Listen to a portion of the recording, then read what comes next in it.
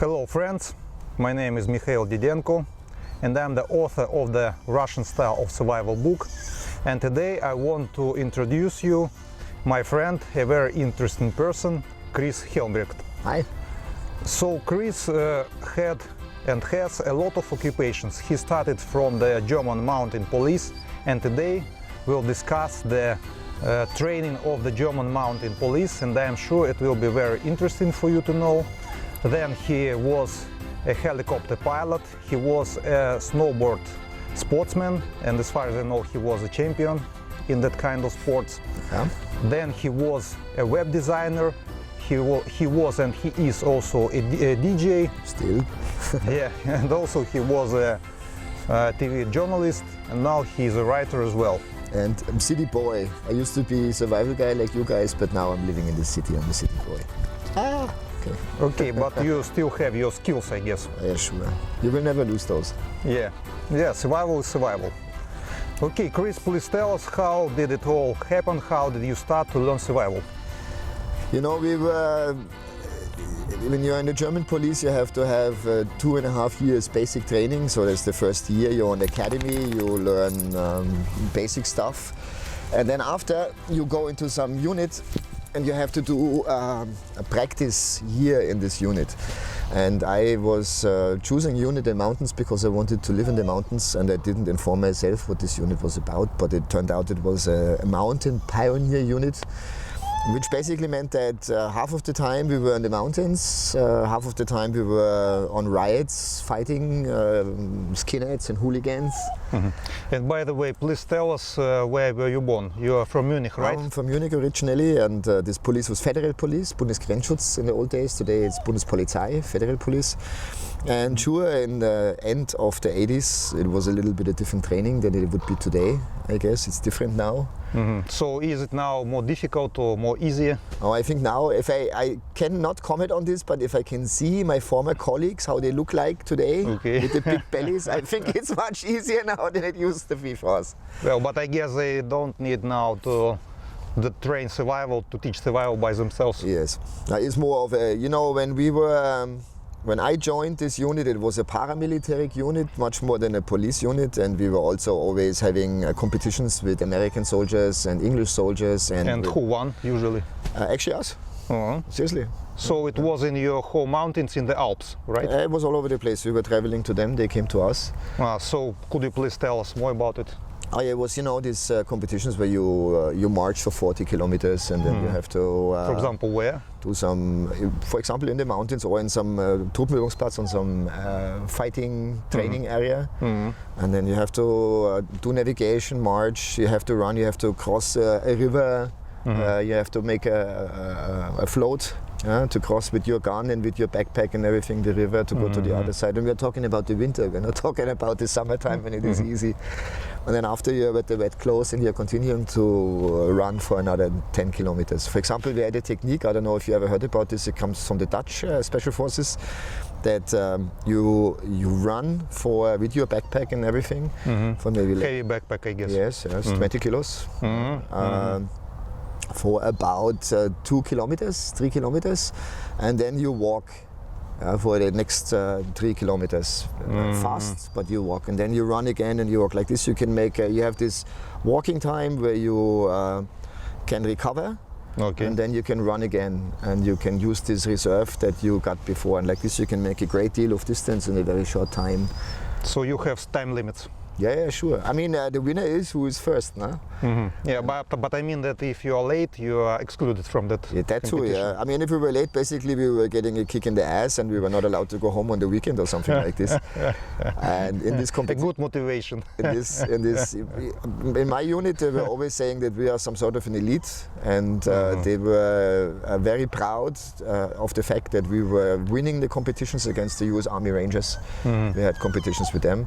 So, by the way, did you go to the US?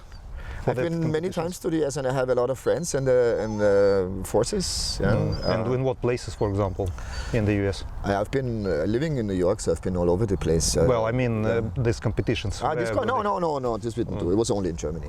I see. And those were units that were stationed in Germany. You know, we have lots of American soldiers in Germany and NATO a lot, sure, and it was all NATO forces participating in this, and police forces as well.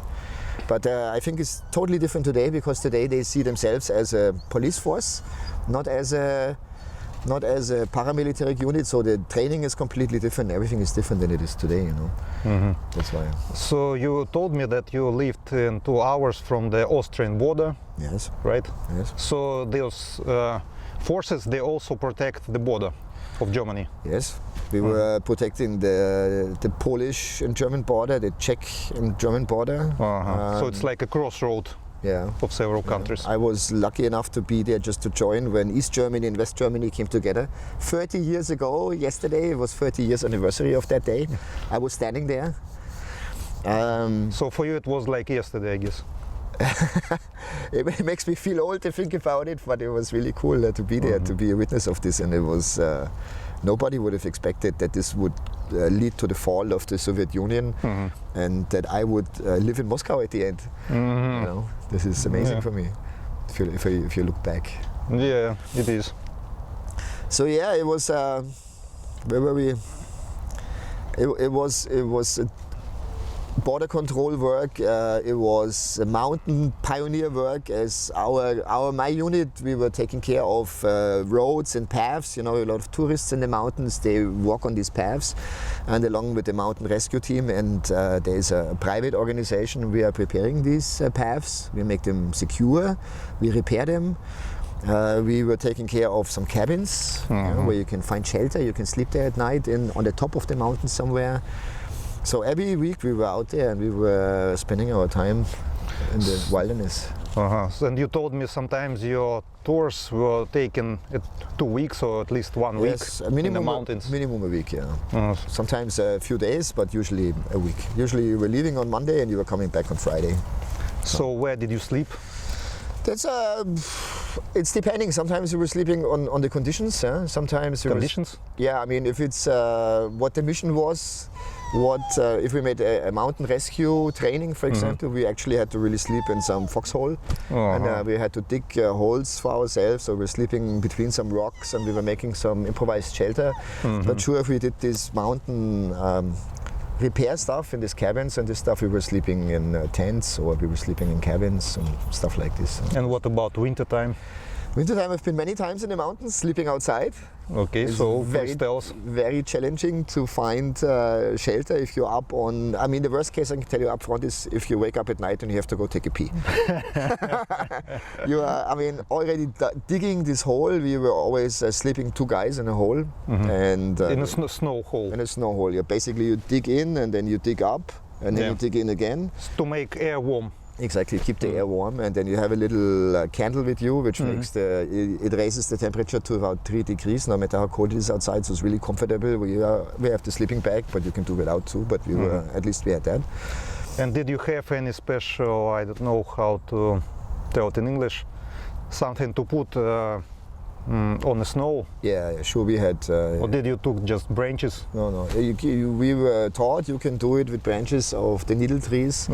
But actually, in that elevation where we were, because it was above 2,000 meters, there are no trees anymore. So basically, there you are just laying on the snow. But you have your clothes, or in our case, we had this isolation nets, of course. Yeah, isolation nets. We were not so minimalistic.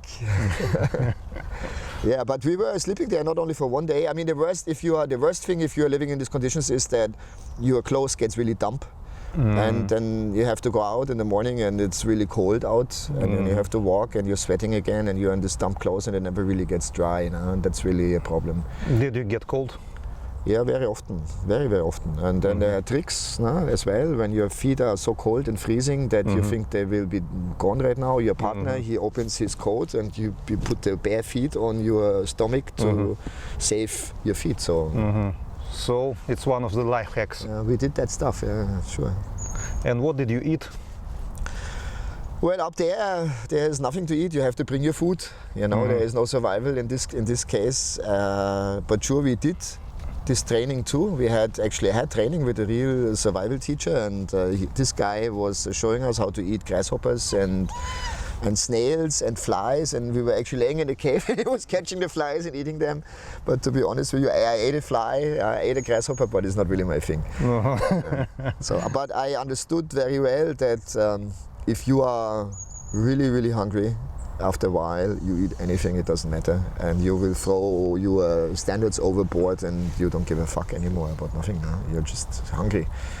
And what about rabbits, you told me? Oh yeah, sure. This was this was common practice, that we had to work and run all day, and then at night, in the evening, we were starting to rest, and some our trainers came and they had a sack, and there were live animals in there, and they were throwing us this rabbits, chickens, and they were throwing us those animals, and it was always 2 guys, 1 animal, and we had to kill the animal. And with your bare hands or with your knife? With the knife. And actually the rabbit we killed with the hand. You hold him on the back and you throw him in the neck, and it makes terrible sounds if you are not hitting him, breaking the neck with the first one. That you learn this very quickly, because this rabbit is crying like a kid. So the first time you are maybe not hitting him and he's like crying like a kid, and then he goes, but the next times you be more accurate and you kill him really quickly, because it's not nice. I understand. And then you take him apart, of course. You hang him up on the tree, you take him apart, you take the fur off. You have to be very careful when you white him out, when you take the organs out. There's this, I don't know how you call it, a gallbladder, which is very dangerous, because if you hit that, you can throw away the whole animal, and it's bitter. Yes, you cannot eat it anymore. And that would be really shit after, because you is the only food that you get for the day, and if you make a mistake there, then you're hungry. You stay hungry. And the best thing is, sure, you make a soup out of the organs, because let me tell you, I don't know if you have done that already, but to make a rabbit on a fire in the woods or in the mountains is gonna take 3 to 4 hours until it's finished. So, and you're really hungry and you're really tired, and you're just waiting and waiting and waiting, and the soup is rather quickly finished. It takes maximum an hour, 45 minutes. You have to cook it well, because it is meat, but then you can use the heart, the liver. At least in the mountains you have clean water. Actually, I had very bad experience with that. In the mountains? Yes, and it turned out we were drinking from a mountain spring, and we were thinking that it's clean, but there was a place for cows a little bit higher up, and they're all place for who? Cows. Cows. I see. And they were like kept high up on an alm, we call it, like a mountain house, and these cows, they were peeing and shitting, and somehow the water went into the spring, and we drank this and we got terribly sick. I see now. We got so sick that we had to be evacuated after 3 days. 2 days we were fighting so much, we had high fever, and we were shivering, and the whole group, everybody. And we had to be evacuated at the end, and we were laying, I remember when they came to pick us up, we were laying on this, we had to come back down from the mountain to a road, and then to wait for them to come pick us up, and we were laying there, we were almost dying. I will never forget this. So be careful with the water, always be careful. So did they teach you how to filter water? Yes, sure, we did this. We had this, when you take a can and you put different kinds of gravel in there and different materials to build it, but quite honestly it is 30 years ago, so I don't really remember anymore. Even so, that is a really important skill, I think. Well, I think if you got to such a situation, you would remember it. Yeah. And by the way, you told me that you were also learning how to make a fire without any matches. That we were learning, but I never managed to make one, to be honest with you. How did you try to? We just had the conversation. There were different ways. I mean, one is when you rub the sticks with each other. The other one is when you make this fire bow. So basically you start off with like a drill. Yeah, like a drill, and basically you start off with like a dry piece of wood where you make a little hole in there, and then you put a little bit of this very small wood. So in my English, not so good sometimes, and. You prepare the other wood on the side that you make very small with your knife. You make a little a handful of this stuff. So once it's starting to glow, you can put it inside, and then you have this stick, which at the end you make it sharp, and then you had a piece of wood, on the top, and we had a rope in between. We were Yeah. pulling the rope around, and then we were going like this, Like a drill. like a drill. But it never really worked for me. I mean, I don't know. We were 45 minutes an hour. We were like doing that. We were like. But since we were not doing this privately, and we were not fetishists about this craft stuff, we had some tools. So we had magnesium with us, you know, this magnesium rock, very important, very cool stuff. Yeah, I Nice. guess everybody from the survivalists know. That's an absolute winner and a saver, always. So they didn't let you to take matches or lighters with you? Sometimes, but on these things when we were trained, no. Oh, okay. I mean, on these mountain rescue things, when we were sleeping in the snow cave, for example, we had a gas cooker with us even. We had the luxury of a gas cooker. So we can melt some snow and we can do something with that, you know. So this was not, it was not always so minimalistic. And basically it is all about learning the skills that with what you have, you can survive. But you may end up in a situation where you have nothing, but it can be. Usually you have something, you find something, you have something with you that you can use and utilize. This is what I like about your book very much, by the way, what I read. So have you read it to the end? Not yet, I went through it, I saw a lot of stuff. What I really liked about your book is that you talk a lot about the emotions. Yeah. So I want to show my book. It's a survival auf Russisch. And I think what I really liked is this mentality, your mindset. And other books that I read before, they're talking about the technique, but they're not going so into depth with the mindset of how you have to think, you know. And that I really liked. And then you have a few, and we talked about it before, and actually I can look it up after. There were a few things in there that particularly Russian, where I said, wow, I learned something new. And I read I read a lot of these books. And now, if I forgot it, I have to look it up again. But not only one thing, a few times when I went through your book, I saw this and I said, wow, this is really a Russian approach to it, or something that I haven't seen in other books. And I read American books, I read American Forces Ranger book and this kind of stuff. Yeah, I read all of these things because I was interested in that, and there's a lot of new stuff. Yeah, it's a great method. I like it myself. And you know, I wanted to ask you, did your survival training change you mentally in the Alps? For example, when you had to kill a rabbit, when you had to sleep in a snow cave. Yeah, I mean, the number one thing that I took out of this whole training, and this is a very important lesson in life that we'll never forget, is that if you think you are done, you're physically exhausted, mentally exhausted, you cannot go any further. Your body and your mind has so much more resources. Yeah, and you can it's a good point. You can go so much further after, so much further, and you really learn this. Doing this in this training when you bring yourself to these limits. And I think this is the important thing why anybody should do that and try that. And with the rabbits, sure, one thing, I have a little daughter now, and it sounds harsh, but my wife is totally against it, but I will definitely do this when she gets a bit older. I will take her to the woods, I will take a live animal and I will kill the animal and prepare it together with her, because you need to understand that the meat you buy in the supermarket is an alive animal, used to be an alive animal. And I think we should respect it, we should not throw it away, only eat half and then throw it away. And this is an essential thing that I got out of this training for the rest of my life too. It was very important for me. Okay, and by the way, did this training help you in your everyday life, in your job? Yeah, it helps me with many things. I mean, there is discipline that you need. That is very important, no matter what you do, always. There is to be clean and organized, to know where your stuff is. What is very, very important is that once you're in a critical situation, emergency situation, you need to know where your stuff is. And I can tell you a survival situation, by the way. It sounds very strange right now, but I was in New York on 9/11. On September 11th. And this whole thing was going on around me, and I was downtown, not so far away from that. And I saw very crazy things there. And you know, at that moment, nobody knew what is happening right now. It sounds a bit strange, but in this moment on the radio, the only thing, telephone didn't work anymore because they security. No. There was the main mobile telephone things were on top of the World Trade Center, and under it was one of the main switches for the normal telephone. So it was a chaos. And it was total chaos.